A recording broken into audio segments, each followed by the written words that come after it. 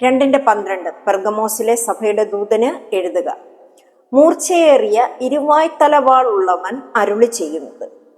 Pergamos നഗരത്തെക്കുറിച്ചുള്ള സത്യങ്ങൾ നമ്മളൊന്ന് മനസ്സിലാക്കിക്കൊണ്ട് വേണം ബാക്കി യേശു പറയുന്ന കാര്യങ്ങളെ കേൾക്കുവാൻ. റോമൻ സാമ്രാജ്യത്തിന്റെ ആത്മീക അന്ധകാരം മൂടി നിന്നിരുന്ന സ്ഥലത്തായിരുന്നു ഈ പെർഗമോസ് സഭ നിന്നിരുന്നത്.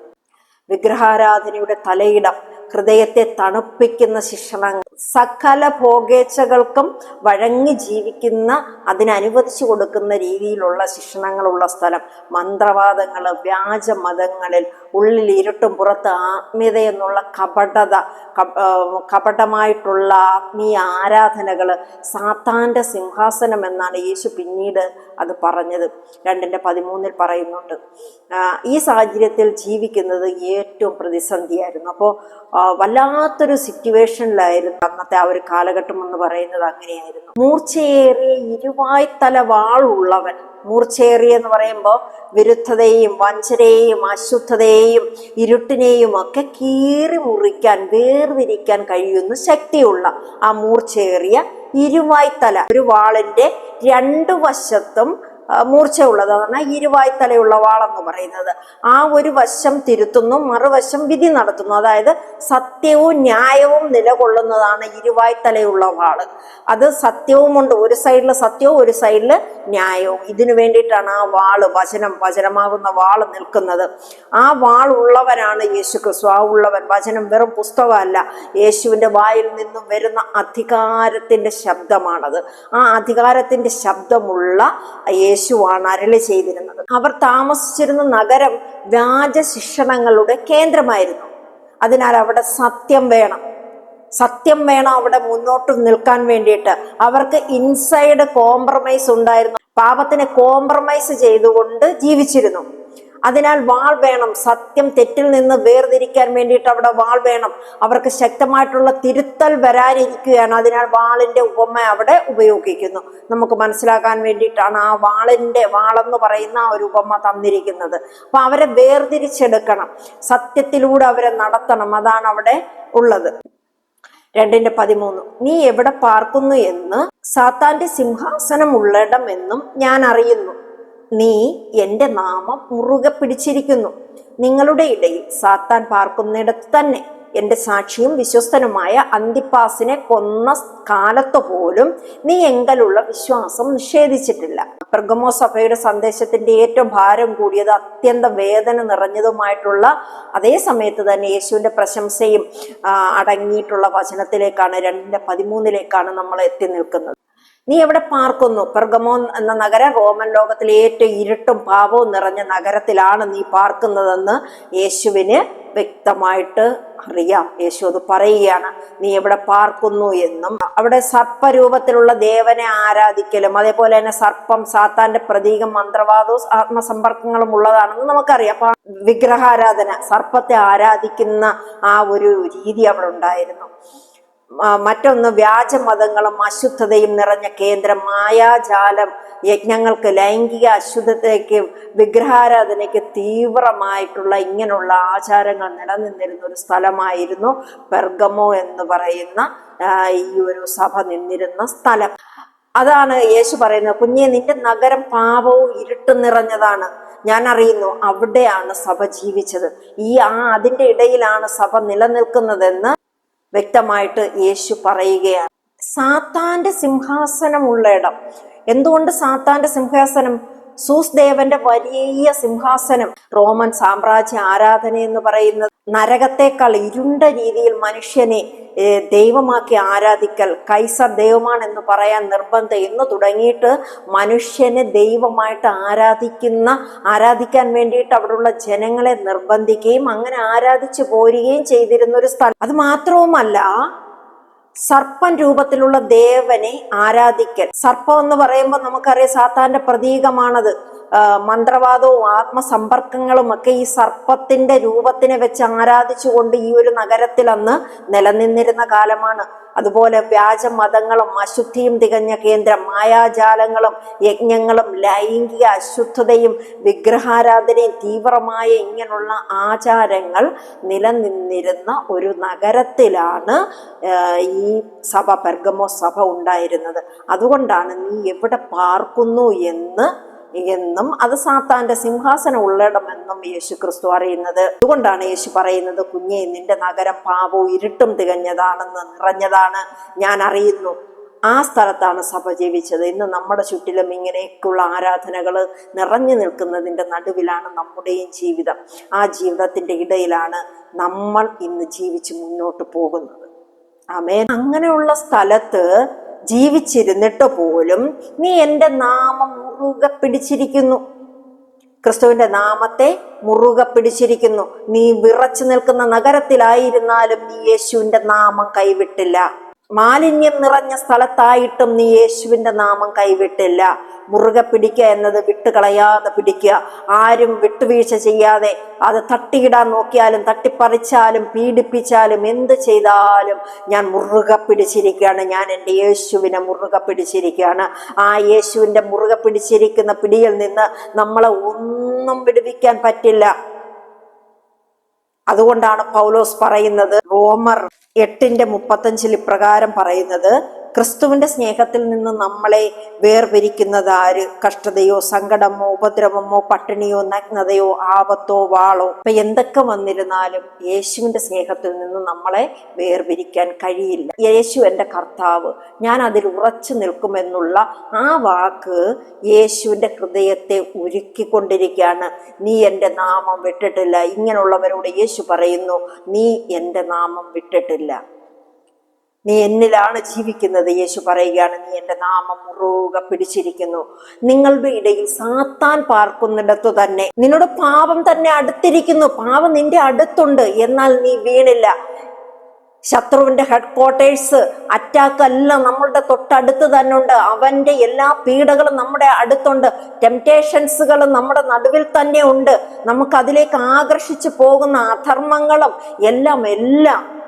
എല്ലാ സ്ഥലത്തും എപ്പോഴും എവിടെയും ഇതെല്ലാം നമ്മുടെ ചുറ്റുമുണ്ട്. ആ സ്ഥലത്ത് ആണ് നീ ഇപ്പോൾ നിൽക്കുന്നത്.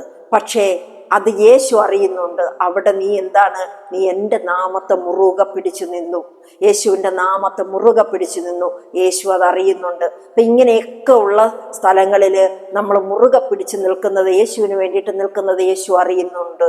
എൻ്റെ സാക്ഷിയും വിശ്വസ്തനുമായ അന്തിപ്പാസിനെ കൊന്ന കാലത്ത് പോലും യേശുവിൻ്റെ സാക്ഷിയായിട്ട് അന്തിപ്പാസ് എന്ന പെർഗമോ സഭയിലെ യേശുവിന്റെ വിശ്വസ്തനായിട്ടുള്ള ഒരു ദാസൻ ഉണ്ടായിരുന്നു. ചരിത്രം പറയുന്നത് ഇങ്ങനെയാണ്, അവൻ യേശുവിനെ നിഷേധിച്ചില്ല. യേശുവിനെ തള്ളിപ്പറയാൻ പറഞ്ഞപ്പോൾ പറഞ്ഞില്ല. അവനെ ജീവനോടെ ചുട്ടുകൊന്നൊരു ചരിത്രമുണ്ട്. റോമക്കാർ ഉപയോഗിച്ചിരുന്ന ഒരു ക്രൂര മരണശിക്ഷയായിരുന്നു ജീവനോട് ചുട്ടുകൊല്ലുന്നത്. അന്തിപ്പാസിനെ അന്ന് ചുട്ടുകൊന്ന് അവനെ കൊല്ലുന്നത് മറ്റു വിശ്വാസികൾക്ക് ഭീഷണിയായിരുന്നു. കാരണം ഇങ്ങനെ ഭീഷണിയിലൂടെ ഇങ്ങനെ കൊല്ലുന്നത് കാണുമ്പോൾ പലരും യേശുവിനോടുള്ള സ്നേഹത്തെ വിട്ടുപിരിഞ്ഞ് അവരുടെ ലോകത്തിലേക്ക്, അവരുടെ പാപത്തിലേക്ക് ഇറങ്ങി ജീവിക്കുവാൻ വേണ്ടിയിട്ട്, ക്രിസ്തുവിൽ നിൽക്കാതിരിക്കാൻ വേണ്ടിയിട്ട് ചുട്ടുകൊല്ലുന്നത് അവരുടെ കൺമുന്നിൽ കണ്ടപ്പോഴും യേശുവിനെ തള്ളിപ്പറഞ്ഞില്ല.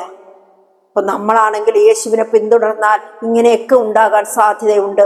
അവിടെ യേശുവിനെ തള്ളിപ്പറയാതെ നിൽക്കുക എന്നുള്ളതാണ്, അവസാനത്തോളം സഹിച്ചു നിൽക്കുക എന്നുള്ളതാണ് യേശു നമ്മളിൽ ഭരമേൽപ്പിച്ചിരിക്കുന്നത്. ചുട്ടുകൊന്നപ്പോൾ പോലും നീ എങ്കലുള്ള വിശ്വാസം നിഷേധിച്ചില്ല. അന്തിപ്പാസിന്റെ ക്രൂര മരണവും നഗരത്തിലെ സാത്താന്റെ സിംഹാസനവും ബലവുമായിട്ടുള്ള പീഡനവും അറസ്റ്റുകളും ഭീഷണികളും ഒക്കെ അവിടെ ഉണ്ടായിരുന്നു. എന്നാൽ നീ വിശ്വാസം നിഷേധിച്ചില്ല. നീ യേശു എൻ്റെ കർത്താവാണെന്ന് പറഞ്ഞു. നീ പുറകോട്ട് മാറിയില്ല, കോംപ്രമൈസ് ചെയ്തില്ല. നിന്റെ ഫെയ്ത്ത് ലോകം ഭേദിച്ചു കളയാൻ, നിന്നിലുള്ള ഫെയ്ത്ത്, നിന്നിലുള്ള വിശ്വാസം ലോകത്തിന് ഭേദിച്ചു കളയുവാൻ വേണ്ടിയിട്ട് സാധിച്ചില്ല. പെർഗമോ സഭയുടെ ഏറ്റവും വലിയ ശക്തി ഇതാണ്. ഇത് നമ്മളും ചിന്തിക്കുക. യേശുവിലുള്ള വിശ്വാസം ഇങ്ങനെയുള്ള പീഡകൾ വരുമ്പോൾ യേശുവിലുള്ള വിശ്വാസത്തെ നമ്മൾ അവിടെ തടസ്സപ്പെടുത്തി കളയുന്നുണ്ടോ എന്നുള്ളത് നമ്മളെ തന്നെ അനലൈസ് ചെയ്ത് നോക്കുക. 2:14 യേശു ആദ്യം പെർഗമോ സഭയെ വളരെ പ്രശംസിച്ചു. സാത്താന്റെ സിംഹാസനം ഉള്ളിടത്ത് നീ ജീവിക്കുന്നുണ്ട്, എന്റെ നാമത്തെ നീ പിടിച്ചു നിന്നു, അന്തിപ്പാസിനെ കൊന്നപ്പോ പോലും നീ വിശ്വാസം കൈവിട്ടില്ല. പക്ഷേ യേശുവിന് അടുത്ത വചനത്തിൽ ഒരു ശാസനമുണ്ട്. 2:14 എങ്കിലും നിന്നെ കുറിച്ച് കുറഞ്ഞൊരു കുറ്റം പറയുവാനുണ്ട്. ഇസ്രായേൽ മക്കൾ വിഗ്രഹാർപ്പിതം തിന്നേണ്ടുന്നതിനും ദുർനടപ്പ് ആചരിക്കേണ്ടുന്നതിനും അവരുടെ മുമ്പിൽ ഇടർച്ച വെപ്പാൻ ബാലാക്കിന് ഉപദേശിച്ചു കൊടുത്ത ബിലയാമിന്റെ ഉപദേശം പിടിച്ചിരിക്കുന്നവർ അവിടെ നിനക്കുണ്ട്. ആ 2 പേർ ഇവിടെ പ്രധാനമാണ്, ബാലാക്കും ബിലയാം. മോവാബ് സ്ത്രീകളുമായി ലൈംഗിക അശുദ്ധത, അവരുടെ ഹൃദയം ദൈവത്തിൽ നിന്ന് തിരിക്കുക, അശുദ്ധ ബന്ധങ്ങൾ വഴി അവരുടെ ആത്മാവ് വീണുപോയി. പാപത്തിലേക്ക് പ്രവർത്തിച്ചുകൊണ്ടാകും ഇസ്രായേൽ വീഴുക. ഇത് ബിലയാം തന്നെ കണ്ടുപിടിച്ച പാത. അതിനാൽ അതിനെ ബിലയാമിന്റെ ഉപദേശം എന്ന് വിളിക്കുന്നു. ബിലയാമിന്റെ പാപം എന്തായിരുന്നു? ബിലയാം നേരിട്ട് ഇസ്രായേലിനെ ശപിക്കാൻ കഴിഞ്ഞില്ല, കാരണം ദൈവം അവനെ അനുവദിച്ചില്ല. അപ്പോൾ അവൻ ഒരു ചതിക്കുഴി ഒരുക്കിക്കൊണ്ട് വിഗ്രഹാർത്ഥമായ ഉത്സവങ്ങളിൽ പങ്കെടുക്കാൻ വേണ്ടിയിട്ട് അവിടുത്തുള്ള ജനങ്ങളെ പ്രബോധിപ്പിച്ചു. വിഗ്രഹാർപ്പിതം ഭക്ഷണമാക്കാനും വ്യാജദേവങ്ങളെ ആരാധിക്കാനുമൊക്കെ അവൻ അതിനു വേണ്ടിയിട്ടുള്ള സാഹചര്യം ഒരുക്കി കൊടുക്കുന്നു. അതുപോലെ തന്നെ മോവാബ് സ്ത്രീകളുമായിട്ട് ലൈംഗിക അശുദ്ധത ഉണ്ടാക്കുകയും അവരുടെ ഹൃദയത്തെ ദൈവത്തിൽ നിന്ന് വേർപിരിക്കുകയും അശുദ്ധ ബന്ധങ്ങളിലേക്ക് അവരുടെ ആത്മാവിനെ നയിച്ചു കൊണ്ടുപോയി, അവരെ വഴി നയിച്ചു കൊണ്ടുപോയി അവരുടെ ആത്മാവിനെ വീഴ്ചയിലേക്ക് കൊണ്ടുപോവുകയും ഒക്കെ ചെയ്തു. പാപത്തിൽ പ്രവർത്തിച്ചുകൊണ്ടാകും ഇസ്രായേലിനെ വീഴ്ത്താൻ പറ്റുക എന്നുള്ളത് ഇവൻ അറിയാമായിരുന്നു. ഇവൻ എന്ത് ചെയ്തു? ബിലയാം തന്നെ കണ്ടുപിടിച്ച പാതയാണിത്. അതിനാൽ അതിനെ ബിലയാമിന്റെ ഉപദേശം എന്നാണ് പറയുന്നത്. കാരണം പാപത്തിലേക്ക് പാപം പ്രവർത്തിച്ചാൽ മാത്രമേ ഇവർ വീഴുകയുള്ളൂ എന്ന് മനസ്സിലാക്കിക്കൊണ്ട് ഇവൻ ചാവേറായി. ഇവൻ ദൈവത്തിന്റെ ദൈവത്തിൽ നിന്നും മനുഷ്യരെ അകറ്റുന്ന രീതിയിലേക്കുള്ള ദുരുപദേശങ്ങളെ കൊടുത്തുകൊണ്ട് ഇവൻ ആ ജനങ്ങളെ തെറ്റിച്ചു കളഞ്ഞു. അങ്ങനെയുള്ള ഉപദേശം അവിടെ ഉണ്ട്. പാപത്തിൽ വീണിട്ട് സാധാരണ രീതിയിലുള്ള ജീവിതത്തെ നയിച്ചു കൊണ്ടുപോകുന്ന ദുർനടപ്പ്, സെക്ഷൽ സിന്നായിട്ട് ദുർനടപ്പുകൾ അവര് ആചരിച്ചു വന്നിരുന്നു. അതൊന്നും കുഴപ്പമില്ല എന്നുള്ള രീതിയിൽ ആചരിച്ചു വന്ന് ഫാൾസ് ഫ്രീഡം, തെറ്റായിട്ടുള്ള ഗ്രേസിൽ നിന്നും തെറ്റായിട്ട് പോവുക, ആ ഒരു ഗ്രേസ് ലഭിക്കുന്നത്, ദൈവത്തിന്റെ ആ ഒരു കൃപ, മഹിമ ലഭിക്കുന്നത് അത് ഈ തെറ്റായ വഴിക്ക് പോകാനുള്ള ഒരു ലൈസൻസ് ആണ് എന്നുള്ള രീതിയിലുള്ള വ്യാജ പഠിപ്പീരുകൾ അവിടെ ഉണ്ടായി. ആ ഒരു രീതിയിൽ തെറ്റായി അവിടെ പഠിപ്പിച്ചുകൊണ്ട് ആ സഭയിലെ ചിലർ എഴുന്നേൽക്കുവാനിടയായി. ബിലയാം പാപത്തെ പോലെ പാപത്തെ കൂട്ടിപ്പിടിക്കുന്ന ടീച്ചിങ് ആ ചർച്ചിലേക്ക് കടത്തി കൊണ്ടുവന്നു ചില വ്യക്തികൾ. അങ്ങനെയുള്ള ഇത് കൊണ്ടുവന്ന് ഇന്ന് നമ്മൾ ചിന്തിക്കുക, നമ്മുടെ സഭകളിൽ, നമ്മുടെ വ്യക്തി ജീവിതങ്ങളിലൊക്കെ ഇങ്ങനെയുള്ള പഠിപ്പീരുകളുണ്ടോ? മറ്റൊന്നും പ്രശ്നമല്ല.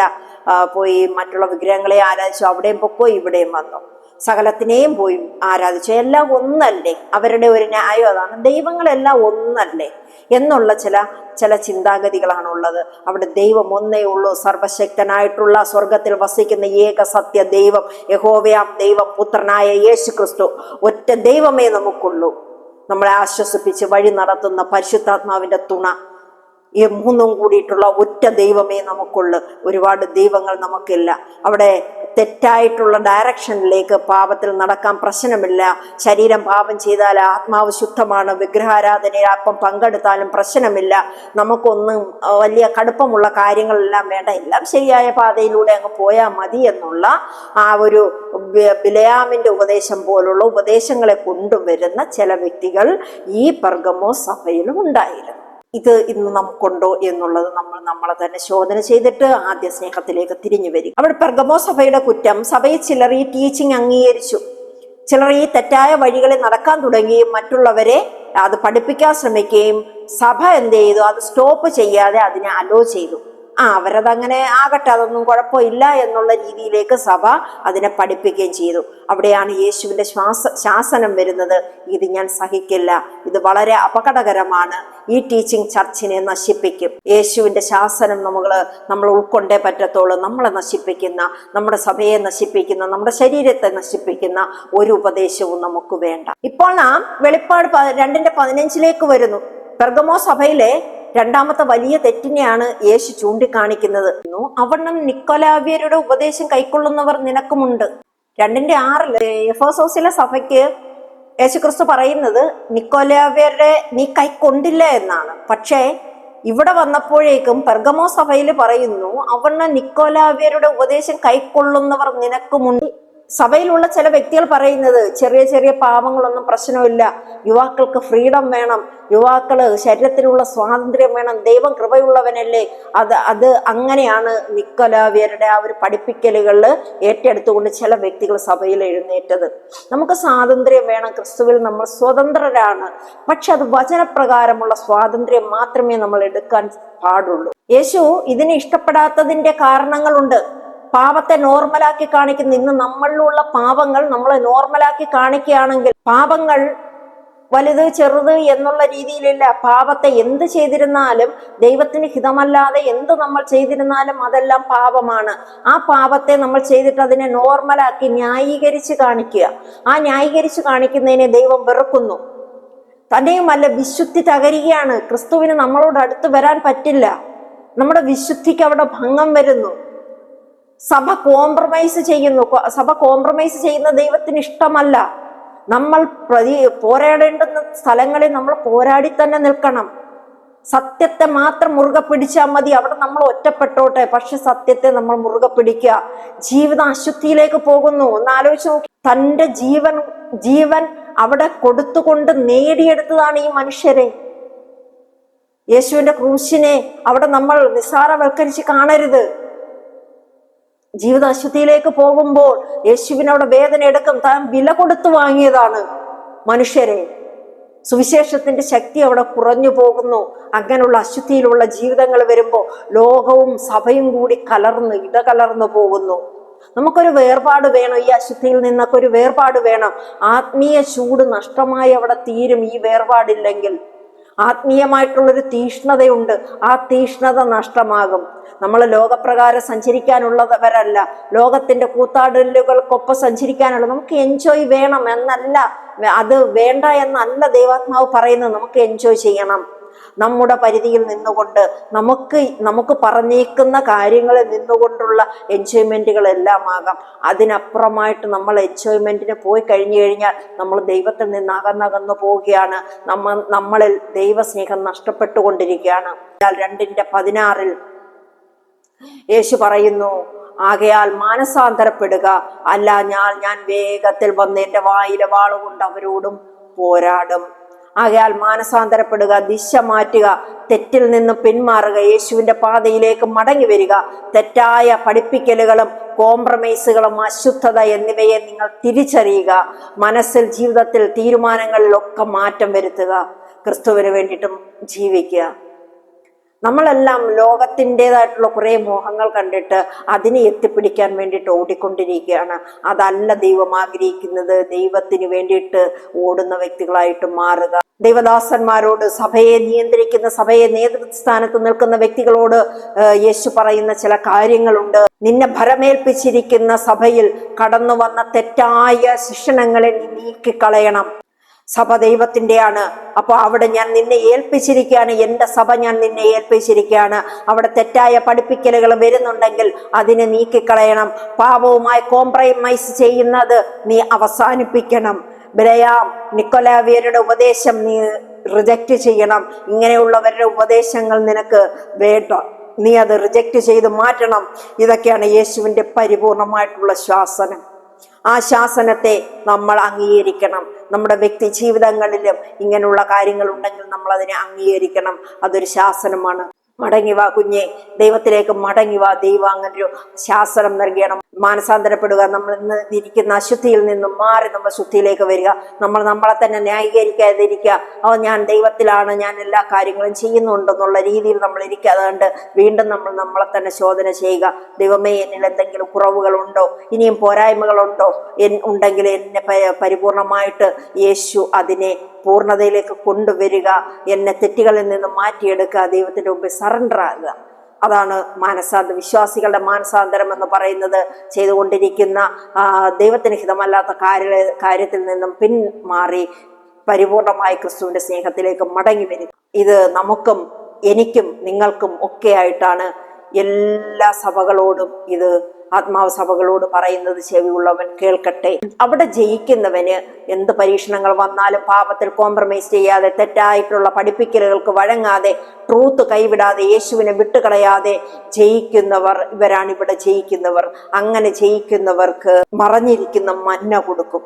മന്ന എന്നുള്ളത് നമ്മൾ നേരത്തെയും പഴയ നിയമത്തിലും കേട്ടിരിക്കുന്നതാണ്. ആകാശത്തിൽ നിന്ന് വന്ന മന്ന, ദൈവത്തിന്റെ ഭക്ഷണം. പുറപ്പാട് 16-ാം അധ്യായത്തിൽ നമ്മൾ വായിക്കുന്ന ആകാശത്തിൽ നിന്ന് വന്ന മന്ന ഭക്ഷണമായിട്ട് കൊടുത്തു. ഇവിടെ ലളിതമായിട്ട് നമ്മൾ പറഞ്ഞു കഴിഞ്ഞാൽ യേശുവിന്റെ സാന്നിധ്യം, ദൈവത്തിന്റെ ആഴത്തിലുള്ള രഹസ്യങ്ങൾ, പുറത്താർക്കും കിട്ടാത്ത ആത്മീയ ഭക്ഷണങ്ങൾ, ആത്മാവിനെ നിറയ്ക്കുന്ന ദൈവത്തിന്റെ പ്രത്യേക അനുഭവം, ദൈവത്തിന്റെ വീട്ടിലേക്കുള്ള പ്രത്യേക ബഹുമതി, ആ ഇൻവിറ്റേഷൻ കാർഡൊക്കെ കിട്ടണമെങ്കിൽ നമ്മളിവിടെ പെർഗമോസ് സഭയോട് പറഞ്ഞതുപോലെ യേശു ആ സഭയ്ക്ക് കൊടുത്ത ഉപദേശങ്ങൾ കൃത്യമായിട്ട് നമ്മൾ പാലിച്ചാൽ മറഞ്ഞിരിക്കുന്ന ഈ മന്ന എനിക്കും നിങ്ങൾക്കും ഒക്കെ കിട്ടും. 2:17 വീണ്ടും പറയുന്നു, ഞാൻ അവന് വെള്ളക്കല്ലും കൊടുക്കും. പഴയ റോമൻ യൂതന്മാരുടെ സംസ്കാരത്തിലാണ് വെള്ളക്കല്ല് ഉപയോഗിച്ചിരുന്നത്. നമുക്ക് തിരിച്ചറിയാൻ വേണ്ടിയിട്ടാണ് പറയുന്നത്. ഒന്ന്, വിധിയിൽ കുറ്റവിമോചനം. കറുത്ത കല്ല് ഗിൽറ്റി ഉണ്ടാക്കുന്നു. യേശു പറയുന്നത്, ഞാൻ നിനക്ക് ക്ഷമയും കുറ്റരഹിതാവസ്ഥയും തരും. വെള്ളക്കല്ല്, അതാണ് അവിടെ ഉദ്ദേശമാക്കുന്നത്. അവിടെ രണ്ടാമതൊരു കാര്യം, പ്രത്യേക വിരുന്നിലേക്കുള്ള പ്രവേശന കാർഡാണ്. റോമൻ ബാൻക്വറ്റുകളിൽ പ്രത്യേക ക്ഷണം വെള്ളക്കല്ലിൽ എഴുതിയിരുന്നു. അതായത്, എൻ്റെ രാജധാനിയിൽ, എൻ്റെ വിരുന്നിൽ എനിക്ക് ഏറ്റവും പ്രിയപ്പെട്ടവനായി നിനക്ക് പ്രവേശനമുണ്ടാകും. ദൈവം ഇവിടെ നമ്മളോട് പറയുന്നതാണ്, സ്വർഗത്തിലേക്ക്, ആ വിരുന്നിലേക്ക് നിനക്കും പ്രവേശനം ഉണ്ടാകും കുഞ്ഞെ, നിനക്ക് ഞാൻ വെള്ളക്കല്ല് തരും. ആ വെള്ളക്കല്ല് വാങ്ങിക്കാൻ അർഹനാണോ എന്ന് ശോധന ചെയ്തുകൊണ്ട് മാനസാന്തരപ്പെടുക. ആ കല്ലിന്മേൽ എഴുതിയിരിക്കുന്ന പുതിയ പേര്, കല്ല് കൊടുക്കും, ആ കല്ലിന്മേൽ പുതിയൊരു പേരുണ്ട്. നമുക്ക് പുതിയ പേര്, ദൈവം നിനക്ക് മാത്രം സ്നേഹത്തോടെ വിളിക്കുന്ന ഒരു പേര്, നിന്റെ ആത്മാവിന് യേശു നൽകുന്ന പുതിയ ഐഡന്റിറ്റി, നമ്മുടെ ജീവിതത്തിലെ പർപ്പസിന് യോജിച്ചു കൊടുത്ത ഡിവൈൻ നെയിം. ആ ഒരു പുതിയ പേര്, ഇന്ന് വരെ ആരും കേൾക്കാത്ത പേര്, ആ ഒരു പേര് നമുക്ക് കിട്ടും. ആരും നിനക്കറിയാത്ത, ആരും നിനക്ക് നൽകിയിട്ടില്ലാത്ത, നമ്മുടെ അച്ഛനും അമ്മയും നമുക്കിട്ട പേരല്ല, ലോകം നമ്മളെ വിളിച്ച പേരല്ല, എന്തെല്ലാം പേരുകൾ നമ്മൾ കേട്ടിട്ടുണ്ട്. നമ്മുടെ സർട്ടിഫിക്കറ്റിൽ കാണുന്ന പേരല്ലാതെ കണ്ട് വേറെയും കുറെ പേരുകൾ നമുക്കില്ലേ? മോഷ്ടാവ്, വ്യഭിചാരി, കുറെ പേരുകൾ, അകൃത്യം ചെയ്യുന്നവൻ, കൊല ചെയ്തവൻ, ഇങ്ങനെ കുറെ പേരുകൾ നമുക്ക് സമൂഹം ചേർത്ത്, പൊട്ടൻ, ചട്ടൻ, ഷണ്ണൻ, ആണും പെണ്ണും കെട്ടവൻ, ഇങ്ങനെയൊക്കെ കുറെ പേര് ഇവിടെ നമ്മൾ ഭൂമിയിലായിരിക്കുമ്പോൾ നമുക്ക് കിട്ടിയിട്ടുണ്ട്. എന്നാൽ യേശു നമുക്ക് അവിടെ പുതിയ പേര് നൽകുകയാണ്. അപ്പൊ ആ വെള്ളക്കല്ലിനകത്ത് എഴുതിയ പുതിയൊരു പേര് നമുക്ക് തരുന്നുണ്ടാകും യേശു. അത് പെർഗമോ സഭയ്ക്ക് മാത്രമല്ല, നമുക്കും കൂടിയാണ്. ആ പേര് വാങ്ങാൻ, വെള്ളക്കല്ല് വാങ്ങാൻ, ആ ക്ഷണം സ്വീകരിക്കാൻ ഒക്കെ നമ്മൾ ഒരുങ്ങിയിരിക്കുക. ദൈവം നമ്മളെ അതിനു വേണ്ടിയിട്ട് ശക്തീകരിക്കട്ടെ. ആമേൻ, സ്തോത്രം. 2:18 നമ്മൾ വന്നിരിക്കുകയാണ്. അടുത്ത സഭയ്ക്കുള്ളതാണ്. തുയഥൈരാ സഭയിലെ ദൂതൻ എഴുതുക, അഗ്നിജ്വാലയ്ക്കൊത്ത കണ്ണും വെള്ളോട്ടിന് സദൃശ്യമായ കാലുമുള്ള ദൈവപുത്രൻ അരുളി ചെയ്യുന്നത്. തുയഥൈരാ സഭയിലെ ദൂതൻ എഴുതുക. തുയഥൈര എന്ന് പറയുന്നത് ഏഷ്യയിലെ ഒരു ചെറു പട്ടണമായിരുന്നു. പക്ഷെ അതിന്റെ ഏറ്റവും വലിയൊരു പ്രത്യേകത എന്ന് പറയുന്നത്, വ്യാപാര സംഘങ്ങൾ നിറഞ്ഞ കച്ചവടക്കാരുടെ കൂട്ടങ്ങളുള്ള, വസ്ത്രത്തിന് നിറം പിടിപ്പിക്കുന്ന, വിഗ്രഹാരാധനയും മറ്റു കാര്യങ്ങളും വ്യവസായങ്ങളും ഒക്കെയുമുള്ള സമൃദ്ധമായിട്ടുള്ളൊരു ചെറുപട്ടണമായിരുന്നു തുയഥൈര എന്ന് പറയുന്ന ആ ഒരു പട്ടണം. അപ്പൊ അവിടുത്തെ സഭയ്ക്ക് വേണ്ടിയിട്ടാണ് കർത്താവ് ഈ ഒരു കുറിപ്പ് എഴുതാൻ വേണ്ടിയിട്ട് പറയുന്നത്.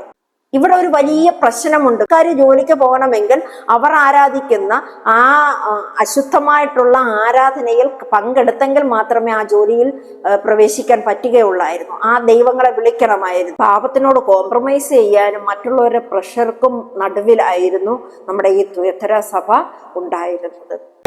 തുയഥൈര സഭയോട് യേശു തനിക്കുള്ള ഏറ്റവും ദൈവിക അധികാരമുള്ള പേര് ഉപയോഗിക്കുകയാണ്. കാരണം യേശു അവിടുത്തെ പ്രവർത്തനങ്ങളിൽ യേശുവിന് ഒട്ടും അതങ്ങോട്ട് അംഗീകരിക്കാൻ പറ്റാത്ത രീതിയിലാണ് അവിടെ കാണുന്നത്. അതുകൊണ്ട് തന്നെ യേശു തന്റെ അധികാരത്തെ അവിടെ ഉപയോഗിക്കുന്നുണ്ട്. ദൈവപുത്രൻ, സൺ ഓഫ് ഗോഡ്, ദൈവപുത്രൻ എന്ന് പറയുന്ന അധികാരത്തെ എടുത്തുകൊണ്ട് അവിടെ നമ്മൾ വായിച്ചു നോക്കിയാൽ ദൈവപുത്രൻ അരുളി ചെയ്യുന്നു. കാരണം ഇവിടെയുള്ള തെറ്റുകൾ വളരെ ഗുരുതരമായിരുന്നു. പ്രത്യേകിച്ചും യെശബേലിന്റെ ഉപദേശം സഭയെ തകർക്കുന്ന രീതിയിലായിരുന്നു. അതിനാൽ സകലത്തിനും അധികാരിയാണ്, സഭ എന്റെയാണ്. ആ അധികാരത്തെ വെച്ചുകൊണ്ട് യേശു അവിടെ ത്വയഥര സഭയോട് സംസാരിക്കുകയാണ്. അഗ്നിജാലയ്ക്കൊത്ത കണ്ണുകൾ, അഗ്നിജാലയുള്ള കണ്ണുകളാണ്, തിളങ്ങുന്ന സുതാര്യമായ എല്ലാം എക്സ്റേ രശ്മികളെ പോലെ കാണുന്ന ശുദ്ധീകരിക്കുന്ന കണ്ണുകളുള്ള ത്വയഥര സഭയെ, ഇല്ലെങ്കിൽ ഇങ്ങനെയുള്ള പ്രവൃത്തികൾ പ്രവർത്തിക്കുന്നവരെ നിങ്ങളുടെ ഹൃദയത്തിന്റെ ആഴം വരെ ഞാൻ കാണുന്നു. ഒളിപ്പിച്ചു വയ്ക്കുന്നവ ഒന്നും എൻ്റെ മുന്നിൽ മറയാകുന്നില്ല. എനിക്ക് സത്യവും അസത്യവും ഒരുപോലെ വെളിപ്പെടുന്നു എന്നുള്ള കണ്ണുകൾ കൊണ്ട് ഈ ഒരു കാഴ്ചപ്പാട് ത്വയഥര സഭയ്ക്ക് ഏറ്റവും പ്രധാനമേറിയതായിരുന്നു. കാരണം അവിടെയുള്ള വലിയ പ്രശ്നങ്ങളാണ് നമ്മൾ ഇവിടെ മുമ്പേ മനസ്സിലാക്കിയത്. ദൈവത്തിനെതിരായിട്ടുള്ള ആചാരങ്ങളും പുറമേ നന്നായി കാണിച്ചാൽ മതി, വെള്ളതേച്ച ശവക്കല്ലറകൾ എന്നുള്ളത് പോലെ പുറമേ നന്നായി കാണിച്ചാൽ മതി, അകത്ത് കോംപ്രമൈസ് ചെയ്തുകൊണ്ട് ആ ഒരു യെശബേലിന്റെ ആത്മീയത, ആ ഒരു ആത്മീയതയാണ് അന്ന് അവിടെ പുറത്തേക്ക് വന്നത്. അതുകൊണ്ട് തന്നെ ആ അഗ്നിജാല ഒത്ത കണ്ണുകൾ, കഴിഞ്ഞ അധ്യായത്തിൽ നമ്മൾ പഠിച്ചതുപോലെ ആ കണ്ണുകൾ സകലതും ശുദ്ധീകരിക്കുന്ന, സകലതും വിഴുങ്ങുന്ന, ശുദ്ധീകരിച്ച് പുറത്തെടുക്കുന്ന ആ അഗ്നിജാലയ്ക്കൊത്ത കണ്ണുകൾ കൊണ്ട് അവരെ നോക്കുന്നതാണ്. നിങ്ങൾ മറയ്ക്കുന്നവയെല്ലാം തീ പോലെ ഞാൻ എക്സ്റേ ചെയ്ത് നോക്കി, തീയിലൂടെ ഇട്ട് ഞാൻ ശുദ്ധീകരിച്ച് അതിനെ പുറത്തു കൊണ്ടുവരുന്ന അഗ്നിജാലയ്ക്കൊത്ത സമമുള്ള കണ്ണുകൾ എനിക്കുണ്ടെന്ന് യേശു അവിടെ പറയുകയാണ്. പ്ലോട്ടിന് സദൃശ്യമായ കാലുകൾ, ബ്രോൺസ് ന്യായവിധിയുടെ മെറ്റലാണത്. ശുദ്ധിയും തെറ്റില്ലാത്തതുമായിട്ടുള്ള രീതിയിൽ ക്രിസ്തുവിന്റെ സഭ നിന്നെങ്കിൽ മാത്രമേ ക്രിസ്തുവിന്റെ നീതിയിൽ അവിടെ കാര്യങ്ങൾ പൂർണ്ണതയിലേക്ക് പോകുമ്പോൾ നമ്മൾ അതിൽ കാണുകയുള്ളൂ. കാരണം യേശുവായിട്ട് നമ്മളെ എടുത്ത് കളയുന്നതല്ല ഈ പറയപ്പെട്ട കാര്യങ്ങൾ. ഈ ഓരോ സഭയ്ക്കും കൊടുത്തേക്കുന്ന മോശാവസ്ഥകൾ നമ്മളിൽ ഉണ്ടെങ്കിൽ അവിടെ ക്രിസ്തുവായിട്ട് നമ്മളെ എടുത്ത് കളയുന്നതല്ല. നമ്മൾ മാനസാന്തരപ്പെടാഞ്ഞാൽ അവിടെ നമ്മൾ തന്നെ അതിലേക്ക് അങ്ങ് പോകും. യേശുവിന് പിന്നീട് അവിടെ തന്റെ നീതി വിട്ടൊന്നും പ്രവർത്തിക്കാൻ വേണ്ടിയിട്ട് സാധിക്കില്ല. 2:19 ഞാൻ നിന്റെ പ്രവൃത്തിയും നിന്റെ സ്നേഹം, വിശ്വാസം, ശുശ്രൂഷ, സഹിഷ്ണുത എന്നിവയും നിന്റെ ഒടുവിലത്തെ പ്രവൃത്തി ആദ്യത്തേതിലും ഏറെ എന്നും ഞാൻ അറിയുന്നു. ഈ സഭയിൽ വലിയ തെറ്റുകൾ ഉണ്ടായിരുന്നു. പക്ഷേ ആദ്യം യേശു അവരുടെ നന്മ ആദരവോടെ പറയുകയാണ്. ഞാൻ നിന്റെ പ്രവൃത്തി അറിയുന്നു, നിന്റെ എല്ലാ പ്രവൃത്തിയും, നിന്റെ എല്ലാ ശ്രമങ്ങളും, നിന്റെ എല്ലാ ശുശ്രൂഷയും, നിന്റെ എല്ലാം ഒളിഞ്ഞിരിക്കുന്ന കാര്യവും പുറമേയുള്ള കാര്യവും ഇതെല്ലാം യേശു അറിയുന്നു. ത്വയഥര സഭ വളരെ സ്നേഹമുള്ള സഭയായിരുന്നു. ആളുകളോട് കരുണയും, മറ്റുള്ളവരെ സഹായിക്കാനും, ദുരിതത്തിലുള്ളവർക്ക് കൈത്താങ് കൊടുക്കാനും, സഹോദര്യത്തിലുള്ളവർക്ക് യഥാർത്ഥ സ്നേഹം കൊടുക്കാനും ഒക്കെ ഉള്ള അവരുടെ ആ ഒരു മനോനിലയെ യേശു ഏറ്റവും കൂടുതൽ പ്രശംസിക്കുകയാണ്. ത്വയഥര സഭയുടെ വിശ്വാസം, നിന്റെ വിശ്വാസം, അവരുടെ വിശ്വാസം സ്ഥിരം. പരീക്ഷണം വന്നാൽ യേശുവിനെ വിട്ടില്ല. ചിലർ തെറ്റിയിരുന്നാലും ഏറെപ്പേർ യേശുവിൽ ഉറച്ചു നിന്ന ഒരു സഭയായിരുന്നു ത്വയഥര സഭ. നിന്റെ ശുശ്രൂഷ, മിനിസ്ട്രി, സർവീസ്, മറ്റുള്ളവരെ സേവിക്കുക, ചർച്ചിന്റെ ആവശ്യങ്ങൾ നിറവേറ്റുക, കഷ്ടപ്പെട്ടവരെ ഉയർത്തുക, ദൈവത്തിന്റെ വീടിന് വേണ്ടിയിട്ട് പ്രവർത്തിക്കുക. ത്വയഥരയിൽ ശുശ്രൂഷയിൽ സജീവമായിട്ടുള്ള ഒരു സംഘം ഉണ്ടായിരുന്നു. യേശു പറയുന്നത് ഇങ്ങനെയാണ്: കുഞ്ഞെ, നീ ചെയ്യുന്ന ചെറിയ സേവനവും ഞാൻ മറന്നിട്ടില്ല. ഇതൊക്കെ യേശു കാണുന്നുണ്ട്. അതുപോലെ തന്നെ സഹിഷ്ണുത, ഏറ്റവും കഠിനമായിട്ടുള്ള സഹിഷ്ണുത സഹിച്ചു, ഉപദ്രവങ്ങൾ സഹിച്ചു. കാത്തിരിക്കാൻ അറിയുന്നവർ ആയിരുന്നു അവർ. ക്ഷീണം വന്നാലും പിന്മാറാത്തവർ ആയിരുന്നു. ദൈവത്തിന്റെ വാഗ്ദാനം വിട്ടുകളയാതെ ലോങ് സഫറിങ് എന്നൊരു ഗുണം ത്വയഥര സഭയ്ക്ക് ഉണ്ടായിരുന്നു. എന്നാൽ നിന്റെ ഒടുവിലത്തെ പ്രവൃത്തി ആദ്യത്തേതിലും ഏറെയാണ്. ആദ്യകാലത്തേക്കാൾ ഇപ്പൊ കൂടുതൽ വളർന്നിരിക്കുന്നു. ശുശ്രൂഷയും സ്നേഹവും വർദ്ധിച്ചു. ഫെയ്ത്ത്, സർവീസ്, ലവ് എല്ലാം മുമ്പുള്ളതിനേക്കാൾ ശക്തമായിട്ട് വരുന്ന സ്പിരിച്വൽ പ്രോഗ്രസ്സും അവിടെ കാണിക്കുന്നുണ്ട്. യേശു പറയുന്ന ഏതാണ്? കുഞ്ഞെ, നീ വളർന്നിരിക്കുന്നു. നിന്റെ ഇന്നത്തെ ആത്മീയ മുമ്പലത്തേതിനേക്കാളും നല്ലതായിട്ട് വളർന്നിരിക്കുന്നു. എങ്കിലും താൻ പ്രവാചകി എന്ന് പറഞ്ഞു ദുർനടപ്പ് ആചരിപ്പാനും വിഗ്രഹാർപ്പിതം തിന്മാനും എൻ്റെ ദാസന്മാരെ ഉപദേശിക്കുകയും തെറ്റിച്ചു കളയുകയും ചെയ്യുന്ന ഇസബേൽ എന്ന സ്ത്രീയെ നീ അനുവദിക്കുന്നു എന്നൊരു കുറ്റം നിന്നെ കുറിച്ച് പറയുവാനുണ്ട്. എങ്കിലും ഒരു കുറ്റം നിന്നെ കുറിച്ച് പറയുവാനുണ്ട്. അപ്പൊ ഈ വിധ കാര്യങ്ങളൊക്കെ അനുഷ്ഠിച്ചു വന്നെങ്കിലും ഒരു കുറ്റം നിന്നെ കുറിച്ച് പറയുവാനുണ്ട്. ത്വയഥര സഭയ്ക്ക് സ്നേഹവും വിശ്വാസവും എല്ലാം ഉണ്ട്. അത്യന്തം ഗുരുതരമായിട്ടുള്ള ഒരു പിഴവ് യേശു അവിടെ ചൂണ്ടിക്കാണിക്കുകയാണ്. ഒരു ചെറിയ കുറ്റമല്ല. കാരണം സഭയെ തന്നെ നശിപ്പിക്കാൻ ശേഷിയുള്ള ഒരു പാപം തന്നെയാണത്. താൻ പ്രവാചകി എന്ന് പറഞ്ഞ്, ഇവിടുത്തെ പ്രവാചകി യഥാർത്ഥത്തിൽ ദൈവം അയച്ച ഒരു വ്യക്തിയല്ല, ദൈവം ഉയർത്തിയ ഒരു സ്ത്രീ അല്ല അവിടുത്തെ പ്രവാചകി. അവൾ സ്വയം പറയുകയാണ് ഞാൻ പ്രവാചകി എന്ന് പറഞ്ഞുകൊണ്ട് ആൾക്കാരെ തെറ്റിദ്ധരിപ്പിക്കുന്നു. ദൈവത്തിന്റെ ഇല്ലാത്ത ശബ്ദം ദൈവം പറഞ്ഞു എന്ന് പറഞ്ഞുകൊണ്ട് ഇൻഫ്ലുവൻസ് ചെയ്ത് ആളുകളെ ചതിക്കുന്നു. ഇന്നത്തെ ഭാഷയിൽ നമ്മൾ പറഞ്ഞു കഴിഞ്ഞാൽ സ്വയമേ അങ്ങ് പ്രവാചകന്മാരാണെന്ന് പറഞ്ഞുകൊണ്ട് എഴുന്നേൽക്കുന്ന ഒരു കൂട്ടം ആൾക്കാരുണ്ട്. പ്രവചനമുണ്ട്, പ്രവാചകന്മാരാണ്, തെറ്റായിട്ടുള്ള പഠിപ്പിക്കൽ, തെറ്റായ സ്പിരിച്വലിന്റെ അതോറിറ്റിയിൽ നിന്നുകൊണ്ടും ആണ് അങ്ങനെയുള്ളവർ പ്രവർത്തിക്കുന്നത്. തെറ്റിച്ചു കളയുന്ന, ദുർനടപ്പ് ആചരിച്ചുകൊണ്ട് തെറ്റിച്ചു കളയുന്ന ഒരു പ്രവാചകിയാണ്. ആ പ്രവാചകിയെ ആളുകളെ തന്റെ ഇൻഫ്ലുവൻസ് ഉപയോഗിച്ചുകൊണ്ട് അവിടെ തെറ്റിക്കുന്നു. ഇസബേൽ എന്ന സ്ത്രീ, അവളുടെ ആ ഒരു പേര് ഇസബേൽ എന്നായിരിക്കണമെന്നില്ല. യേശു പഴയ നിയമത്തിലെ ഇസബേലുമായി അവരെ താരതമ്യം ചെയ്യുകയാണ്. പഴയ നിയമത്തിലെ ഇസബേൽ ആരായിരുന്നു? ആഹാബിന്റെ രാജ്ഞി. വ്യാജ ദേവാരാധന നീട്ടി പ്രവാചകന്മാരെ കൊല്ലിച്ചുകൊണ്ട് വിഗ്രഹത്തെയും ലൈംഗിക അശുദ്ധിയെയും നോർമലാക്കി ദൈവജനത്തെ വേട്ടയാടിയ ഒരു ഇസബേൽ എന്ന് പറയുന്ന ഒരു യെശബേൽ ആയിരുന്നു പഴയ നിയമത്തിലെ യെശബേൽ. അതിനായിരിക്കണം ഈ ഇസബേൽ എന്ന് ഒന്ന് അർത്ഥമാക്കുന്നതെന്ന് വിചാരിക്കുകയാണ്. അതുപോലെ തന്നെ ഈ തുയഥരയിലെ സ്ത്രീ സഭയിലെ അശുദ്ധത കൊണ്ടുവരുന്നു, പാപം ശരിയാണെന്ന് പഠിപ്പിക്കുന്നു. ദാസന്മാരെ വരെ അവര് തെറ്റിച്ചു കളയുകയാണ് ചെയ്യുന്നത്. അവിടെ ശരിയായിട്ട് ശോധന ചെയ്യാത്തത് കൊണ്ടാണല്ലോ വരുന്നത്. നമ്മൾ വചനത്തെ ശരിയായ രീതിയിൽ ശോധന ചെയ്ത് നോക്കുക, ശോധന ചെയ്യുക. കാരണം എടുക്കുന്നത്, വരുന്നത്, ആൾക്കാർ പറഞ്ഞുകൊണ്ടിരിക്കുന്നത് കൃത്യമായിട്ട് അത് അങ്ങനെ തന്നെയോ എന്നുള്ളത് നമ്മൾ വായിച്ച് മനസ്സിലാക്കി ദൈവാത്മാവിനോട് ചോദിച്ചുകൊണ്ട് നമ്മൾ അതിനെ ഇടപെട്ട് നോക്കുക. അപ്പൊ വിഗ്രഹാർപ്പിതം തിന്നാൻ ഇതൊരു സ്മാൾ പ്രോബ്ലം അല്ല, ചെറിയൊരു പ്രോബ്ലം അല്ല ഇത്. തുയഥര നഗരത്തിലെ തിയേറ്ററുകൾ, മറ്റ് സെലിബ്രേഷൻസ് എന്നിവയെല്ലാം വിഗ്രഹാരാധനയോട് ചേർന്നിരുന്നു. എന്ത് കാര്യം ഉണ്ടെങ്കിലും അവിടെ വിഗ്രഹത്തെ ആരാധിച്ചു വെച്ചുകൊണ്ടാണ് അവിടെ നടന്നിരുന്നത്. അവളുടെ ടീച്ചിങ് പങ്കെടുക്കുക, അതിലൊക്കെ പങ്കെടുക്കുന്നത് യാതൊരു തെറ്റുമില്ല എന്ന് നമ്മൾ പഠിപ്പിച്ചു. ഉത്സവങ്ങളാണോ, നിങ്ങൾ പങ്കെടുത്തോളൂ, തെറ്റില്ല, സ്വാതന്ത്ര്യമാണ് നമുക്ക് വേണ്ടുന്നത്. ദൈവം നമ്മളെ സ്നേഹിക്കുന്നുണ്ട്, ഒന്നും പാപമല്ല. ഇതുപോലെ തന്നെ വിഗ്രഹാരാധനയും മറ്റ് കാര്യങ്ങളും ഒക്കെ അവള് നോർമൽ രീതിയിൽ ഇതൊക്കെ ചെയ്യുന്നത് നോർമലാണെന്ന് നമ്മൾ പഠിപ്പിക്കുകയാണ്. അപ്പൊ നമ്മള് വിഗ്രഹാരാധനയുമായിട്ട് ബന്ധപ്പെട്ടുള്ള സ്ഥലങ്ങളിലോ ഒന്നും പോകാൻ പാടില്ല. ഇപ്പൊ ഈ ഒരു സമയത്ത് എനിക്ക് ഓർമ്മ വരുന്നൊരു കാര്യമാണ്, ഈ അമ്പലങ്ങളിലേക്ക് എഴുന്നള്ളത്ത് പോകുമ്പോൾ വളരെ കാര്യമായിട്ടൊക്കെ നിന്ന് ഞാൻ അതിനെ കാണാറൊക്കെ ഉണ്ട്. പക്ഷെ മനസ്സിൽ അപ്പോഴും ഒക്കെ ഉള്ള ചിന്തയാണ്, ദൈവമേ എന്തോരം ജനം നശിച്ചു പോകുന്നു, ഇവർ യേശുവിനെ അറിയുന്നില്ലല്ലോ എന്ന് പറയുമ്പോഴും നമ്മൾ അതിനെയൊക്കെ കാണാൻ ഒരു ആകാംക്ഷ, ഇതൊക്കെ മനുഷ്യരുടെ കരവിരുതല്ലേ എന്ന് പറഞ്ഞിട്ടൊരു ആകാംക്ഷ എന്നിലുണ്ടായിരുന്നു. പക്ഷെ ഇവിടെ ഞാൻ പഠിച്ചു വന്നപ്പോൾ ഇത് കഴിക്കാൻ പാടില്ല എന്നുള്ളത്, കഴിക്കാനും പാടില്ല, എന്താണ് ഇതിനെ ഒന്ന് ആസ്വദിക്കാൻ പോലും പാടില്ല, അവരുടെ ഒന്നും ആഘോഷങ്ങളിൽ ആസ്വദിക്കാൻ പോലും പാടില്ല എന്ന് എൻ്റെ മനസ്സിനകത്ത് ദൈവാത്മാവിൻ്റെ ഒരു പ്രവർത്തനം എനിക്കുണ്ടായി. അപ്പോൾ നമ്മൾ ഇതിൻ്റെ ഒന്നും പുറകെ പോകാൻ, ഇതിനെ നിസ്സാരവൽക്കരിച്ചും കാണാതെ കണ്ട് വളരെ സീരിയസ് ആയിട്ട് എടുക്കുക. അവിടെ അങ്ങനെയുള്ള തെറ്റായിട്ടുള്ള ഉപദേശങ്ങൾ കൊടുത്തുകൊണ്ട് ദാസന്മാരെ ഉപദേശിക്കുകയും തെറ്റിച്ചു കളയുകയും ചെയ്യുന്നു. അവൾ തൻ്റെ ജീവിതം തെറ്റിക്കുന്നു, സ്വന്തം ജീവിതം തെറ്റിക്കുന്നു എന്ന് മാത്രമല്ല എൻ്റെ ദാസനെയും വിശ്വാസികളെയും തെറ്റിച്ചും കളയുന്നു. അപ്പൊ ഇങ്ങനെയുള്ള തെറ്റായുള്ള പഠിപ്പിക്കലുകൾ വന്നു കഴിഞ്ഞാൽ ആ വ്യക്തി തെറ്റുന്നതോടൊപ്പം തന്നെ ഒരു കൂട്ടത്തെ തെറ്റിച്ചു കളയുകയാണ്.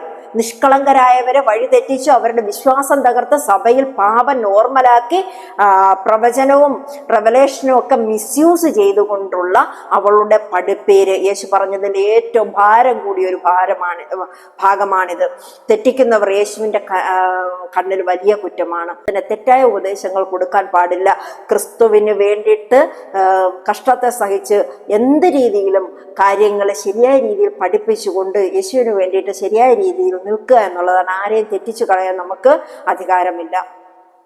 നല്ലതിനെ നമ്മൾ മുറുകെ പിടിക്കണം, നല്ല കാര്യങ്ങളെ നമ്മൾ മുറുകെ പിടിച്ചുകൊണ്ട് യേശുവിന് വേണ്ടിയിട്ട് നമ്മൾ നിൽക്കുക എന്നുള്ളതാണ്. ഇവളെ നീ അനുവദിക്കുന്നു. സഭയുടെ ഏറ്റവും വലിയൊരു പിഴവാണ് അവിടെ കാട്ടുന്നത്. ഇങ്ങനെയുള്ള വ്യക്തികളെ നമ്മൾ അനുവദിച്ചു കൊടുക്കുന്നത്. പലരെയും കണ്ടിട്ടുണ്ട്, ഈ പ്രവചനം കേൾക്കാൻ വേണ്ടിയിട്ട് അടുത്ത ഇനി എന്താവോ എന്ന് അറിയാൻ വേണ്ടിയിട്ട് തല കൊണ്ട് വെച്ച് കൊടുത്തിട്ട് പ്രവചനം കേൾക്കാൻ നിൽക്കുന്ന കാക്കാത്തിമാരുടെ മുമ്പിൽ ഇതറിയാൻ നിൽക്കുന്നത് പോലെ ഒക്കെ കൊണ്ട് നിൽക്കുന്ന വ്യക്തികളെ കണ്ടിട്ടുണ്ട്. അപ്പൊ ഇങ്ങനെയൊക്കെ വരുന്നത് അല്ലെങ്കിൽ സഭയ്ക്കുള്ളിൽ ആവശ്യമില്ലാതെ ദൈവത്തിന്റെ കൃപയിലല്ലാതെ കണ്ട് സംസാരിക്കുന്ന വ്യക്തികളെ ഒക്കെ അനുവദിക്കുന്നു എന്നുള്ളൊരു പോരായ്മ അവിടുത്തെ ലീഡറോട്, ഇടയനോട്, ദാസന്മാരോട്, ദാസിമാരോട് പറയുകയാണ്. ഇവളെ നീ അനുവദിക്കുന്നു. സഭയുടെ ഏറ്റവും വലിയ പിഴവാണ്. അനുവദിച്ചു, തടഞ്ഞില്ല, തിരുത്തിയില്ല, ഡിസിപ്ലിൻ എടുത്തില്ല. അവളുടെ ശബ്ദത്തിനെതിരായിട്ട് ആരും അവിടെ ശബ്ദം ഉയർത്തിയില്ല. യേശുവിന്റെ ഒരു കംപ്ലൈന്റ് അതാണ്, നിങ്ങൾ ശുശ്രൂഷയിൽ നല്ലവർ, പക്ഷേ പാപത്തെ നിലനിർത്തുന്നവരെ എന്തിനലോ ചെയ്തു? നിങ്ങൾ എന്തിനലോ ചെയ്തു? പാപത്തെ നിലനിർത്തുന്ന വ്യക്തികളെ എന്തിനാണ് നിങ്ങൾ അനുവദിച്ചത്? നിങ്ങൾ എന്തിനനുവദിക്കണം? അവരെ അപ്പോൾ തന്നെ പറഞ്ഞു വിലക്കണം. പാപത്തിന്റെ വാക്കുകളെ, വചനത്തിനെതിരായിട്ടുള്ള ഒരു കാര്യങ്ങളും വ്യക്തികളിലേക്ക് പഠിപ്പിക്കാൻ ഇടയാകരുത്. സ്തോത്രം. ദൈവത്തിന്റെ കൃപയിലല്ലാത്ത ഒരു കാര്യം ഒരു മനുഷ്യനോടും പറഞ്ഞു വെക്കരുതേ. ആത്മാവിൽ ദൈവം സത്യം ബോധ്യപ്പെടുത്തി തരണമേ എന്നാണ് എപ്പോഴും എൻ്റെ പ്രാർത്ഥന. എൻ്റെ കാര്യത്തിൽ ആരോടും ഒരു തെറ്റായിട്ടുള്ള ഒരു കാര്യവും പറഞ്ഞു കൊടുക്കാൻ ഇടയാകരുതേ എന്നുള്ളതാണ് എൻ്റെ പ്രാർത്ഥന. നിങ്ങളും അങ്ങനെ തന്നെ പ്രാർത്ഥിക്കുക. 2:21 വരുമ്പോൾ, ഞാൻ അവൾക്ക് മാനസാന്തരപ്പെടുവാൻ സമയം കൊടുത്തിട്ടും ദുർനടപ്പ് വിട്ട് മാനസാന്തരപ്പെടുവാൻ അവൾക്ക് മനസ്സില്ല. യേശു പറയുകയാണ്, ഞാൻ അവൾക്ക് മാനസാന്തരപ്പെടുവാൻ സമയം കൊടുത്തു. അപ്പോൾ നമ്മുടെ മാനസാന്തരത്തിന് ദൈവം വെച്ചേക്കുന്ന ഒരു സമയമുണ്ട്. തെറ്റായി പഠിപ്പിക്കലുകൾ, തെറ്റായ കാര്യങ്ങളിൽ പോകുന്നെങ്കിൽ നമുക്കൊരു സമയമുണ്ട്. നമ്മൾ മാനസാന്തരപ്പെടാനുള്ള സമയം കൊടുത്തു. ദൈവം ശിക്ഷയ്ക്ക് മുന്നേ സമയം തരുന്നു.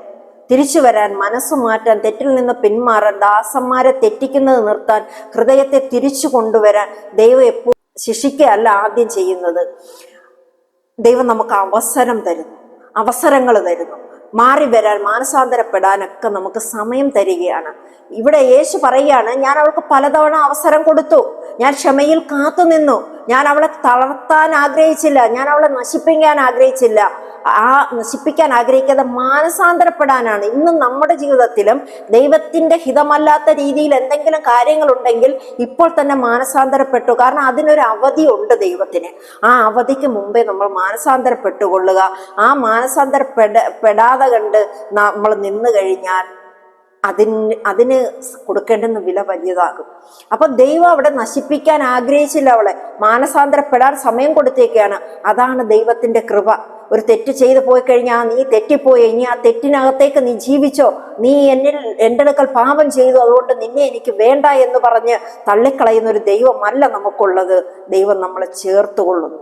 അവിടെ ദുർനടപ്പുണ്ട്. അവളുടെ ആ ഒരു ദുർനടപ്പ് വിട്ട് മാനസാന്തരപ്പെടുവാൻ അവൾക്ക് മനസ്സില്ല. ദുർനടപ്പ്, അശുദ്ധിയിലുള്ള സ്വാതന്ത്ര്യം, പാപം പ്രശ്നമല്ല എന്നുള്ളൊരു അവളുടെ ഒരു ബോധ്യം, അങ്ങനെയൊക്കെയുള്ള കാര്യങ്ങളെ, സെക്ഷലായിട്ടുള്ള ഒരു ഇൻമെച്യൂരിറ്റി ആയിട്ടുള്ള കാര്യങ്ങള്, ഇപ്പൊ ഇതെല്ലാം തികഞ്ഞവരാണ് എല്ലാ മനുഷ്യരും. ഇന്ന് ക്രിസ്തുവിനെ പിൻപറ്റി നിൽക്കുന്നവരെല്ലാം ഒരു പാപവും ചെയ്തിട്ടില്ല എന്നൊന്നും ഞാൻ പറയുന്നില്ല.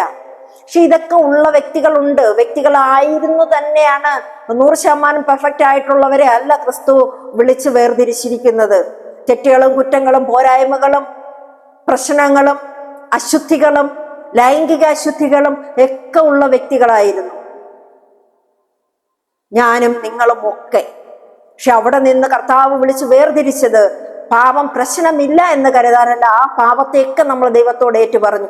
ഇന്നും അതേ അശുദ്ധിയിൽ പലരും തുടരുന്നുണ്ടെങ്കിൽ ആ പാപത്തെയൊക്കെ മാനസാന്തരപ്പെട്ട് ദൈവത്തിലേക്ക് തിരിഞ്ഞുകൊള്ളുക.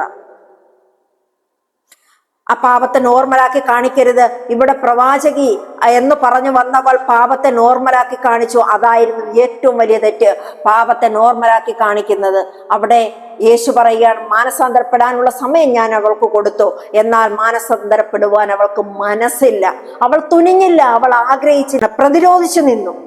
ആ മാനസാന്തരത്തിലേക്ക് വരാൻ അവള് നിൽക്കാതെ കണ്ട്, പാപം വിട്ടുപോകാൻ മനസ്സില്ലാതെ കണ്ട്, തെറ്റിൽ നിന്ന് വരാൻ അവൾക്ക് ഒരു ശ്രമവും അവൾ നടത്താതെ കണ്ട്, അവൾ ആ തെറ്റിൽ അവൾ ആർത്തുല്ലസിച്ച് അവൾ അതിൽ സുഖം കണ്ടെത്തി നടന്നു. ഇന്ന് അങ്ങനെ തെറ്റുകളിൽ സുഖം കണ്ടെത്തി നടക്കുന്ന ആരെങ്കിലും ഉണ്ടെങ്കിൽ യേശുവിന്റെ നാമത്തിൽ ഞാൻ നിങ്ങളെ ഓർപ്പിക്കുകയാണ്, തെറ്റിൽ നിന്ന് തിരിച്ചു വരൂ. നിങ്ങളെ ക്ഷമിക്കുന്ന ഒരു കർത്താവ് ഉണ്ട്. ആ കർത്താവ് നിങ്ങളെ ഏറ്റെടുത്തുകൊള്ളും. നിങ്ങൾ ഇതുവരെ ചെയ്തത് യേശു അവിടെ കണക്കിട്ട് വെക്കില്ല. യേശു അവിടെ ചേർത്തുകൊള്ളും. മാനസാന്തരപ്പെടുവിൻ എന്ന് യേശു പറയുന്നത് വെറുതെ അല്ല. കർത്താവ് നമ്മളെ ചേർത്തുകൊള്ളാനാണ്. ആദ്യ സ്നേഹത്തിലേക്ക് മടങ്ങി വന്നാൽ, കർത്താവിനുള്ള സ്നേഹത്തിലേക്ക് മടങ്ങി വന്നാൽ യേശു നമ്മളെ ചേർത്തുകൊള്ളും. സ്തോത്രം. ദൈവത്തിന്റെ കൃപ അവൾക്ക് അവിടെ വേണ്ട. അവൾക്ക് സ്വന്തം വഴിയാണ് നല്ലത്. അവൾക്ക് പാപത്തിൽ ആനന്ദമായിരുന്നു. യേശുവിന്റെ വിളി അവൾ അവഗണിച്ചു. ഭയങ്കരമായിട്ടുള്ളൊരു ഹൃദയാവസ്ഥയാണത്. ആ ഹൃദയത്തിന്റെ കാഠിന്യത്തെ കുറച്ചുകൊണ്ട് യേശുവിലേക്ക് വരിക. കരഞ്ഞുകൊണ്ട് ഞാൻ അപേക്ഷിക്കുകയാണ്, കുറ്റങ്ങളിലിരിക്കുന്ന വ്യക്തികളുണ്ടെങ്കിൽ കർത്താവിനോട് നിരന്നുകൊള്ളുക. കാരണം വെളിപ്പാട് പുസ്തകം പഠിച്ചു വന്നപ്പോൾ അത്രത്തോളം തീവ്രതയാണ് ഇവിടെ മനസ്സിലാക്കിയെടുക്കാൻ കാണിക്കുന്നത്. ഞാൻ ഇത്രയും പുസ്തകങ്ങൾ വായിച്ചിട്ടുണ്ടെങ്കിൽ, ഇത്രയും കാര്യങ്ങൾ, വചനങ്ങൾ പല രീതിയിൽ ഇടപെട്ടിട്ടുണ്ടെങ്കിലും, എന്നാൽ ഇവിടെ വെളിപ്പാട് പുസ്തകം വായിക്കുമ്പോൾ കാണുന്നത് ദൈവം നമ്മളെ എത്രത്തോളം സ്നേഹിച്ചു. യേശുവിന്റെ ക്രൂശീകരണമൊക്കെ നമ്മൾ ലേഖനങ്ങളിലൂടെ, സുവിശേഷങ്ങളിലൂടെ ഒക്കെ മനസ്സിലാക്കി.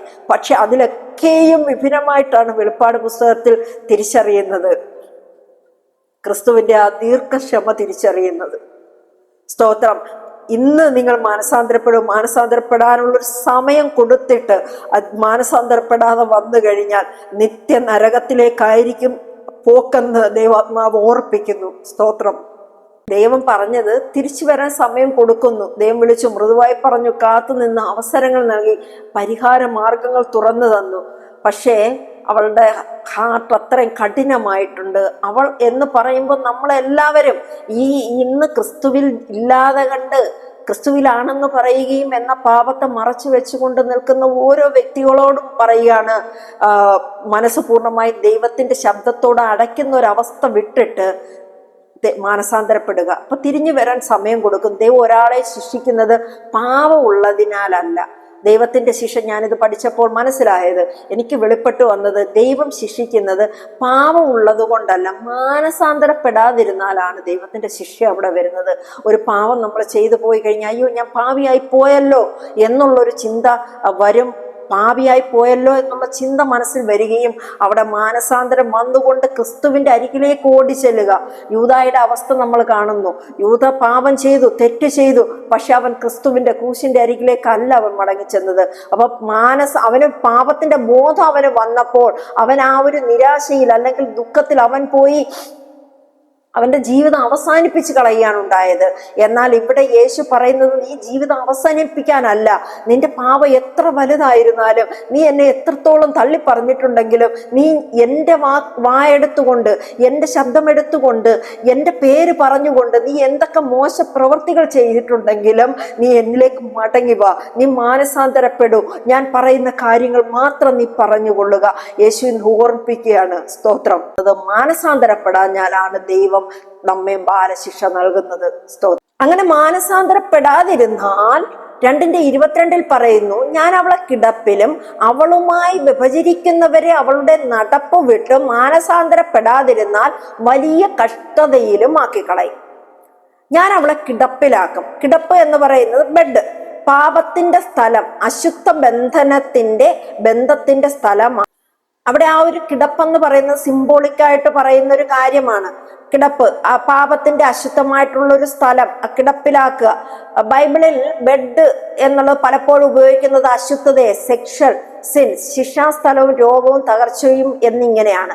അങ്ങനെയുള്ള രീതിയിൽ ഉപയോഗിക്കുന്ന ഒരു രീതിയിലാണ്. ഇവിടെ പക്ഷേ യേശു പറയുന്നത് അവൾ അശുദ്ധിയുടെ കിടപ്പിൽ തന്നെയാണ്. അതേ കിടപ്പിലേക്ക് അവളെ അങ്ങ് വിടും.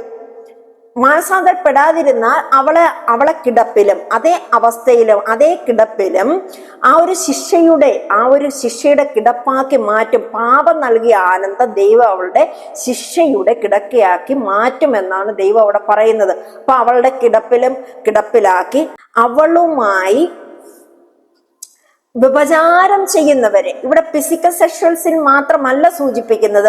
വ്യഭിചാരം എന്ന് പറയുന്നത് ആത്മീയമായിട്ടുള്ള അശുദ്ധത.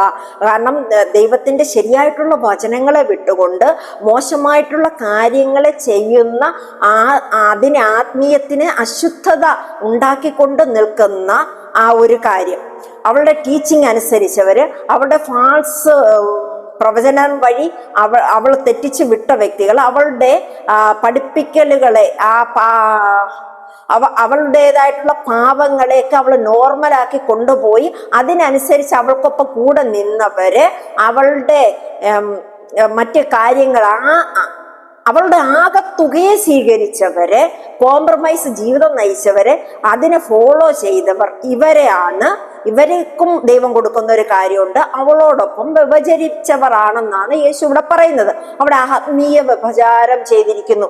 യേശുവിനെ വിട്ടുകൊണ്ടുള്ള ടീച്ചിങ്ങും പഠിപ്പിക്കലുകളും തുടങ്ങിയിട്ടുള്ള വെളിപ്പാടുകളും ഒക്കെ അവിടെ ചെയ്തുകൊണ്ട് നിൽക്കുന്ന ആ ഒരു അവസ്ഥയിൽ അവൾക്കൊപ്പം നിന്ന വ്യക്തികള് അവൾക്കൊപ്പമുള്ള നടപ്പ് വിട്ട് മാനസാന്തരപ്പെടാതിരുന്നാൽ, അപ്പൊ അവിടെ നമ്മൾക്ക് തെറ്റായിട്ടുള്ള ഒരു പഠിപ്പിക്കലുകൾ നമ്മുടെ ഹൃദയത്തിനുള്ളിൽ കയറിയിട്ടുണ്ടെങ്കിലും നമ്മുടെ അജ്ഞതയിലാണ് അതിരിക്കുന്നത്. എന്നാൽ യേശു ഇന്ന് പറയുന്നു, നാം ആ തെറ്റായ പഠിപ്പിക്കലുകളിൽ നിന്നും തെറ്റായിട്ട് പഠിപ്പിക്കുന്നവരിൽ നിന്നും വിട്ടുമാറുക. അങ്ങനെ വിട്ടുമാറാതിരുന്നാൽ, മാനസാന്തരപ്പെടാതിരുന്നാൽ, അവിടെ പാപമുണ്ട്, ശാസനമുണ്ട്. യേശു പറയുന്നു, അവളുടെ ടീച്ചിങ് വിട്ട് പുറത്തു വരാൻ ഞാൻ അവസരം കൊടുക്കുന്നു. പക്ഷെ അവർ പാപത്തെ തന്നെ സന്തോഷിക്കുന്നുവെങ്കിൽ നിൽക്കുന്ന ആ സ്ഥലത്ത് നിന്നും നിന്നെ അവളിൽ നിന്നും മാറ്റിക്കളയുമെന്നുള്ളതാണ്. ആ പാപത്തെ നമുക്കറിയാം, നമ്മളോട് ദൈവവചനം പലപ്പോഴും ഇടപെട്ടിട്ടുള്ളതാണ്. ഒരു പാപത്തിന്റെ പൈശാചികമായിട്ടുള്ള കാര്യങ്ങളാണ് ഇവിടെയൊക്കെ നടന്നുകൊണ്ടിരിക്കുന്നത്. ആ ഒരു അവസ്ഥയിൽ നിന്ന് ആ വലിയ കഷ്ടത ഉണ്ടാക്കി അവരുടെ ജീവിതത്തിന്റെ വഴികൾ അടയ്ക്കുക, അനുഗ്രഹത്തിന്റെ വരവുകൾ തടയുക, ഉൾശാന്തി ഇല്ലാതാക്കുക, അവർ പാപത്തിൽ ഉണ്ടാകുന്ന ആ കംഫർട്ട് സോണിനെ തകർത്തുകൊണ്ട് അവരുടെ തെറ്റുകൾ തടയും, അവരെ എല്ലാം തിരിച്ച് സ്പിരിച്വലി കൊണ്ടുവരാനുള്ള ദൈവത്തിന്റെ അവസാനത്തെ ശ്രമം ദൈവം അവിടെ എടുക്കും. ആ കഷ്ടതകൾ അവിടെ കൊടുത്തുകൊണ്ട് ചില വലിയ കഷ്ടതകൾ വരുമ്പോൾ, എല്ലാ കഷ്ടതയും എന്ന് പറയുന്നില്ല, ചില കഷ്ടതകൾ വരുമ്പോൾ നമ്മൾ നിൽക്കുന്നത് ചില തെറ്റായിട്ടുള്ള സ്ഥലങ്ങളിലായിരുന്നു. ആ തെറ്റിൽ നിന്ന് ശരിയായിട്ടുള്ള യഥാസ്ഥാനപ്പെടുത്താൻ വേണ്ടിയിട്ടാണെന്ന് നമ്മൾ ഓർക്കുക. നമ്മളെ എവിടെയാണോ നമ്മൾ പറ്റിച്ചേർന്ന ഒരു കംഫർട്ട് സോണിൽ ഇരിക്കുന്നത്, ആ കംഫർട്ട് സോണ് ദൈവത്തിന്റെ ഹിതമല്ലാത്തടമാണെങ്കിൽ ദൈവം അവിടെ വേർപിരിക്കും. അവിടെ ചില കഷ്ടതകളും നമുക്ക് ചില മനസമാധാനക്കേടുകളും ചില വഴികൾ അടച്ചുകൊണ്ട് ദൈവം നമ്മളെ അവിടെ പുറത്തെടുക്കും.